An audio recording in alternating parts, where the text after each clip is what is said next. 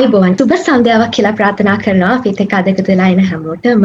ඔබ මේ එකතු වෙලා ඉන්නේ විජයවර්ධනපුර විශ්වවිද්‍යාලයේ රෝටරි සමාජයේ විසින් සංවිධානය කරන ලබන ක්‍රියාත්මක කරගෙන යන සම්මානයට ව්‍යාපෘතියේ තවත් එක් සංවිධානයක් සමග The Full Stop වෙබ් සමන්ත්‍රණ මාලාව. ඊටම රසවත් කතා බහකට තමයි අපි මේ ලෑස්ති වෙන්නේ. මේ කතා බහට අපිත් එක්ක එකතු වෙනවා තාම සුවිශේෂී චරිතයක්. ඔබ අනිවාර්යයෙන් මෙතුමාව දැකලා ඇති, අඳුරනවා ඇති. මෙතුමා ගැන කියනවා නම් මෙතුමා මනෝචිකිත්සක, මනෝවිද්‍යාත්මක උපදේශක, සෞඛ්‍ය ප්‍රවර්ධක සහ පුහුණු උපදේශක වෛද්‍ය කමල් ජයසේකර මහතා. ආයුබෝවන් වෛද්‍යතුමනි, සුබ සන්ධ්‍යාවක් කියලා ඔබතුමාව පිළිගන්නවා. සුබ සන්ධ්‍යාවක් හැමෝටම.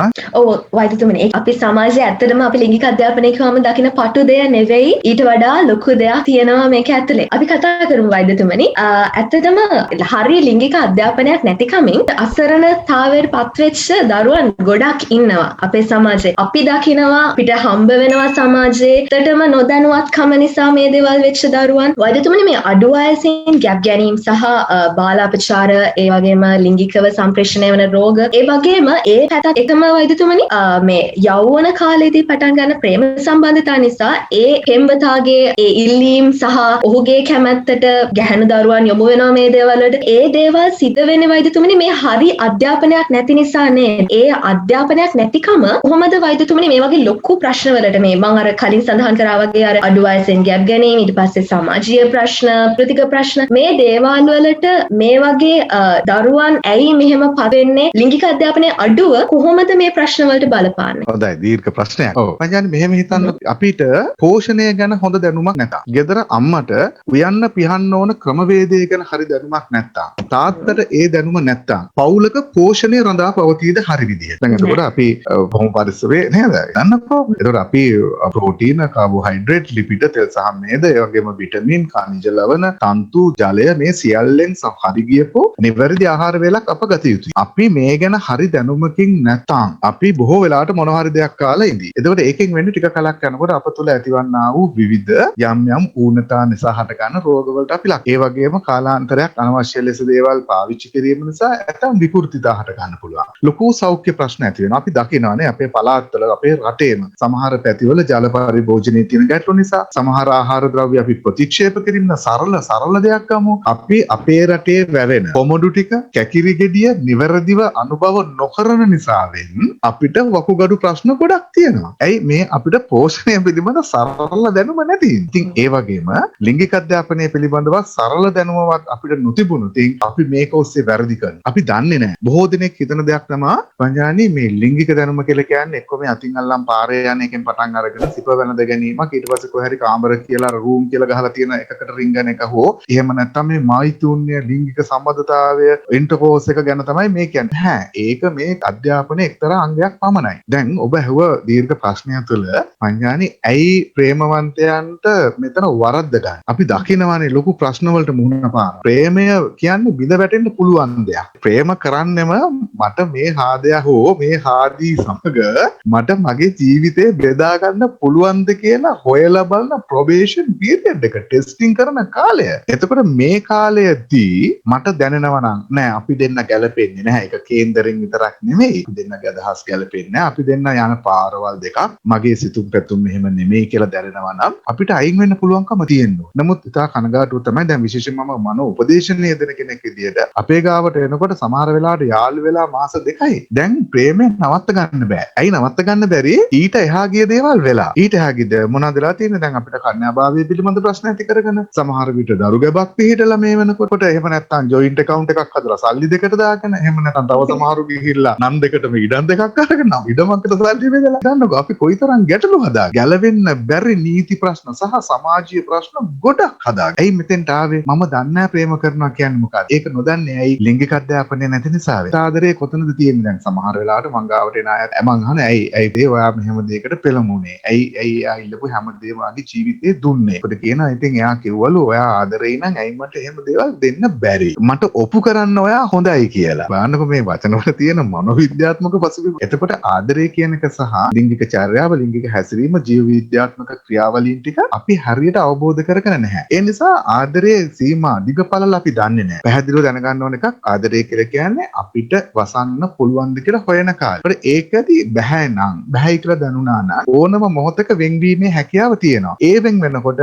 අපිට ලියා ගන්න ගොඩක් ප්‍රශ්න ඇති වෙලා තියෙන්න බෑ. මොකද අපි හොඳටම දන්නවා සමහර අය දැන් මම හිතන්නේ මේක අහගෙන ඉන්න අයට මේක වෙන එකක් නෑ අනාගතයේදී. බොහෝ දෙනෙක් අද වෙනකොට කසාද බඳින මොහොතේදී කසාද බඳින්න වෙන කරන්න දෙයක් නැති හන්දා. එපාල ඉවරයි. ඒ වෙනකොට දෙන්න රණ්ඩු කරගෙන සමහර විට ගුටු බෙට කුරු මාරු කරගෙන දන්තාරෝග්‍ය ශාලාවට ගිහලා දතුත් දාගෙන මේ වෙනවා. හොඳේ. ඇයි මේ දෙන්න මේ බඳින්නේ දැන් ආගහල් ඉවරයි නෑ කියලා ඉවරයි. හොටෙල් එකට ගෙවපු සල්ලි රිෆන්ඩ් කරන්න නෑ වෙන කරන්න දෙයක් නෑ. පින්තූර හාදයට ගෙවල ඉවරයි. දැන් මොකද කරන්නේ? වෙන කරන්න දෙයක් නැතිකමට කසාද බඳිනවා. මොකද ඒ වෙනකොට අපි වෙන දේවල් ගොඩක් හදාගන්න. ඇයි මේ අපිට ප්‍රේමය දැනන තියෙන විදිහ වැරදි. ඒ නිසා මේකෙදි මතක තියෙන්න ඕන එක දෙයක් තමයි ලිංගික අධ්‍යාපනයේදී අපි ප්‍රේමය ගැන කතා කරනවා. ඔව්. අපි ශාරීරික සම්බන්ධය ගැන එතෙන්දී එක්තරා දුරස්ත බවක් හදාගන්න. කායික සම්බන්ධතාවල එක්තරා සීමාවක් තියෙනවා. ප්‍රේම කරන කාලෙදී අපි ටිකක් ළඟින් ඇසුරු කිරීම, කතා බහ කිරීම, කොෆි එකකට ගිහිල්ලා එන එක සමහර විට චිත්‍රපටියක් බැලීම මහා ජාතික අපරාධයක් නෙවෙයි. ওই ටිකවත් වෙන්නේ නැත්නම් අඳුර ගන්න බෑ මේ මනුස්සයා පිළිබඳවනේ. එතකොට අපිට දැනෙනවා අපි කතා බහ කරනකොට නේද අපේ හුරුව කොහොමද කියන එක දැනෙනවා. ඊළඟට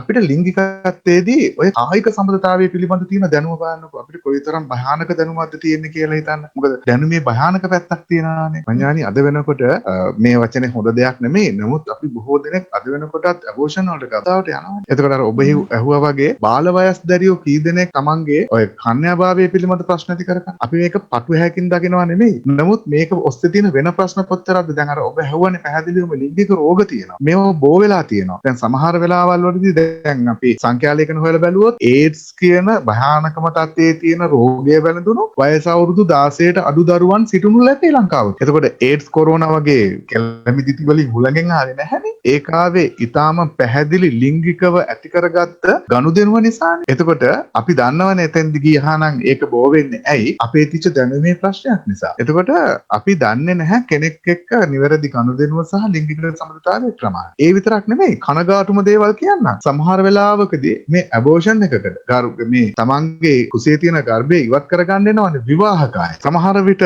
දරු දෙදෙනා අතරේ පරතරය තියාගන්න බැරි. ඇයි මේ? එතකොට මේ හොරෙන් යාළු වෙච්ච අය විතරක් නෙමෙයි කසාද බැඳලා. ඇයි මේක වෙන්නේ? ඒගොල්ලන්ට මේ ඇක්සිඩන්ටල් ප්‍රෙග්නන්සිස් එහෙම නැත්නම් මේ අනිසි ගැප් ගැනීම ගැනවත් දැනුමක් නැහැ. එතකොට ඒගොල්ලෝ දන්නේ නැහැ මේ සම්බන්ධකමෙන් ඇතිවන දේ මොකක්ද කියන එක. ඔබ හිතනවාද බය වෙන්න කියන කාරණා නෙමෙයි. සමහර වෙලාවට සමහර නෝනලා ඉන්නවා විවාහ වෙලා අවුරුදු 5ක ප්‍රේමය. දැන් කසාද බැඳලත් අවුරුදු 7ක් 8ක් දරු දෙන්නෙක් ඉන්නවා. එයා දන්නේ නැහැනේ ඕගසම් කියන්නේ මොකද්ද? උපරිම තෘප්තියටපත් වෙනවා කියන්නේ මොකද්ද?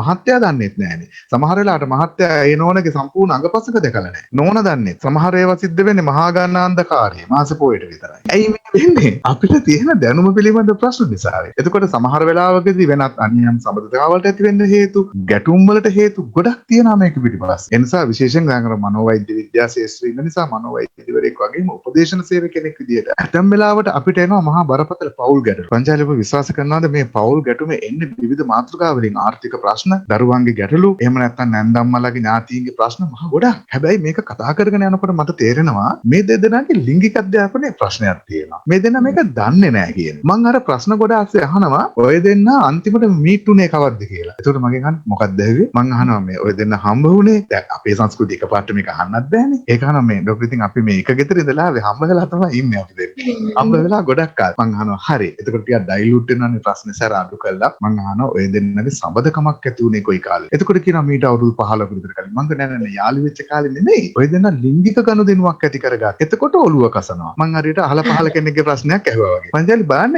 ඒකත් මතක නෑ. එතකොට දැන් මම මේ ගැන කතා කළා ඒ ටික හදලා සමහර වෙලාවට අර අනිත් ප්‍රශ්න ගොඩ අතරේ මම ඒ දෙන්නගේ ආදරය කොට ගන්නවා. ලිංගික අධ්‍යාපනය ලබා දෙනවා. මොකක්ද ආදරය කියන්නේ? කොහොමද තම බිරිඳට හෝ සැමියාට ආදරය කරන්නේ? කොහොමද ප්‍රේමණීය කාලෙදි ගත කරන්නේ? මේ ටික හදාගෙන යනකොට ඔය දෙනාගේ සමතුලිතතාවය ගොඩනැගකට ඊට පස්සේ දවසක ඇවිල්ලා ඒගොල්ලෝ මට කියනවා දැන් මං අහනවා කොහොමද අර තීච්ච ගැටලු ටික. ඒතර පංචාලි ඒගොල්ලෝ කියනවා මේ දැන් නම් ඒවයිත් ලොකු ප්‍රශ්න නෙමෙයිනේ මහත්තයා. ඕවත් ප්‍රශ්නද පෞල් ජීවිතයක් කරලා ඒගොල්ලෝ මට කවුන්සලින් කරනවා. හරි?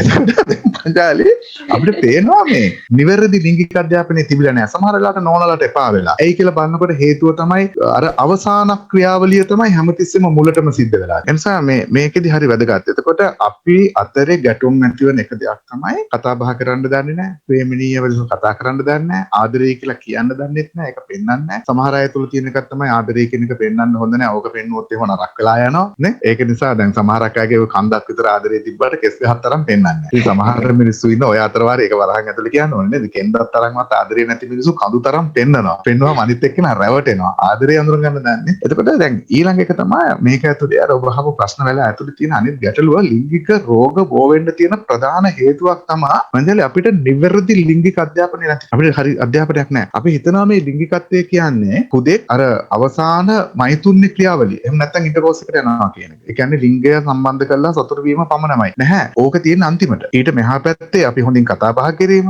ආදරණීය වචන භාවිතය, අනිත් කෙනාට උදව් පදව් කිරීම මේ සියල්ල ලිංගිකයි. මේ සියල්ල ලිංගිකයි. ඒතකොට ස්ටර්න්බර්ග් කියලා කෙනෙක් කියලා තියෙනවා හරිහමං නිවැරදි ලිංගිකත්වයක් තුල කාරණා තුනක්. එකක් තමයි කමිට්මන්ට් එකක් තියෙනවා. ඒ කියන්නේ අපි අතරේ හොඳ කැපවීමක් තියෙන්නට ඕනේ. ඒ වගේම අපි අතරේ හොඳ පැෂන් එකක් තියෙන්න ඕනේ. පොඩි ලිංගිකමේ ආකර්ෂණීය බවක් තියෙන්නට ඕනේ. ඒ එක්කම අනිවාර්යෙන් ඉන්ටිමසි එකක්. හදවත දැනෙන ගතිය අපිට තියෙන්න ඕනේ. මේ තුනම ඇතුලේ තමයි හරිහමං ලිංගිකත්වයක් ගොඩනැගෙන්නේ. එතකොට තමයි ඒක හොඳ ආදරයක්, හොඳ විවාහයක් දක්වා යා හැකි ලිංගිකත්වයේ ගොඩනැගෙන්නේ. එහෙම නැත්නම් ඒ හුදෙක් ක්‍රියාවලියක් පමණමයි. ක්‍රියාවලියක් විතරයි. අනික මතක තියෙන්නට ඕනේ පවුලක් ඇතුලේ වුණා වඩා හොඳ සාමයක් ඇති වෙන්න නම් ඒ පවුලේ හොඳ ලිංගික දැනුමක් තියෙන්නට ඕනේ. තමන්ගේ දූ දරුවෝ එක්ක එකතු වෙන්න කතා කරන්න. දැන් අපි කොච්චර අකමැතිද තමන්ගේ දරුවෝ එක්ක ලිංගික දෙයක් කතා කරන්න. ඔබ දන්නවද දැන් ඔබ සියලු දෙනා විශ්වවිද්‍යාල දරුවෝ විදිහටයි මම මේ කතා කරන්නේ. අදටත් සමහර පුතාලා ඉන්නවා වයස අවුරුදු 20 25 වෙලා පෙරසම පිටුපසට යන්නේ නැහැ. ඒ නිසා ඔවුන්ට හරි ලිංගික ක්‍රියාවලියක යෙදෙන්න බෑ. දැඩි වේදනාවක් දැනෙනවා. අපේ ගාවට ආවම අපිට සිද්ධ වෙනවා ඊළඟට ඔවුන් ශල්‍ය කර්මයකට යනවා. සර්කම්සිෂන් සර්ජරි. ඒ වගේම